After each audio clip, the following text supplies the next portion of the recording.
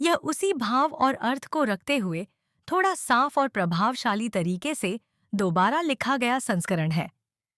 तुम्हें पता है ना, यह कोई साधारण रिश्ता नहीं, यह शादी है। इसका मतलब समझते हो तुम। मेरी मांग में भरा यह सिंदूर शायद तुम्हारे लिए मायने न रखता हो, लेकिन मेरे लिए यह भगवान के सामने किया गया एक पवित्र वादा है। अब हमारे बीच सिर्फ दोस्ती नहीं रही, तुम मेरे पति हो और मैं तुम्हारी पत्नी। हर परिवार अपनी बहू के रूप में किसी भी महल की लड़की को स्वीकार नहीं करता। राजा को अपने राज्य की मर्यादा बनाए रखनी होती है। यह फैसला बिल्कुल स्पष्ट है। कविता भावनाओं को लोगों तक पहुंचाने का एक जरिया होती है, और यह बात राजा साहब को समझनी चाहिए। और आज के बाद तुम मुझे उसी नाम से बुलाओगे जिससे पूरा संसार मुझे जानता है। इसी बीच रिमझिम ने समीर से साफ कह दिया, मैं तुम्हारी पत्नी हूं और पति होने के नाते तुम्हें मेरे लिए वह सब करना होगा जो मेरा हक है। लेकिन समीर इन बातों को बिल्कुल भी गंभीरता से नहीं लेता। वह साफ इनकार कर देता है, तुम मेरी पत्नी नहीं हो, हम सिर्फ अच्छे दोस्त हैं।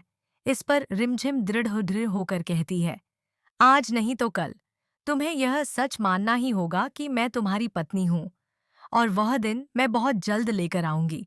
अब सवाल ये है, क्या समीर कभी रिमझिम को अपनी पत्नी के रूप में स्वीकार करेगा? समीर हल्की मुस्कान के साथ रिमझिम की बातों को टालने की कोशिश करता है। तुम जितना सोच रही हो उतना आसान नहीं है यह सब। रिश्ते सिर्फ कह देने से नहीं बनते। रिमझिम उसकी आंखों में देखते हुए जवाब देती है, रिश्ते निभाने से बनते हैं समीर, और मैं यह रिश्ता निभाने के लिए पूरी तरह तैयार हूं। समीर थोड़ा गंभीर हो जाता है, पर मैं तैयार नहीं हूं रिमझिम। तुम समझ क्यों नहीं रही? हमारे रास्ते अलग हैं। रिमझिम की आंखों में नमी आ जाती है, लेकिन उसकी आवाज अब भी मजबूत होती है। रास्ते अलग हो सकते हैं, लेकिन मंजिल एक हो सकती है, और मेरी मंजिल तुम हो समीर। कुछ पल के लिए दोनों के बीच खामोशी छा जाती है। हवा में अनकहे सवाल और अधूरी भावनाएं तैरने लगती हैं। समीर नजरें झुका लेता है। तुम क्यों खुद को इस झूठ में बांध रही हो? रिमझिम तुरंत जवाब देती है, यह झूठ नहीं है, यह मेरा विश्वास है, और एक दिन यही विश्वास तुम्हारी सच्चाई बनेगा। समीर बिना कुछ कहे वहां से चला जाता है, लेकिन जाते जाते उसके चेहरे पर साफ दिख रहा होता है कि रिमझिम की बातें कहीं न कहीं उसे छू गई हैं। रात को समीर अकेला बैठा होता है।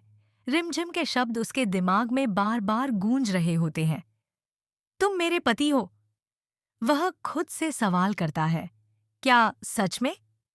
दूसरी तरफ रिमझिम आईने के सामने खड़ी अपनी मांग के सिंदूर को देखती है और धीमे से कहती है, मैं हार नहीं मानूंगी। अब कहानी एक नए मोड़ पर है। एक तरफ है रिमझिम का अटूट विश्वास, और दूसरी तरफ समीर की उलझन। क्या यह जिद एक सच्चे रिश्ते में बदलेगी, या फिर यह कहानी अधूरी रह जाएगी?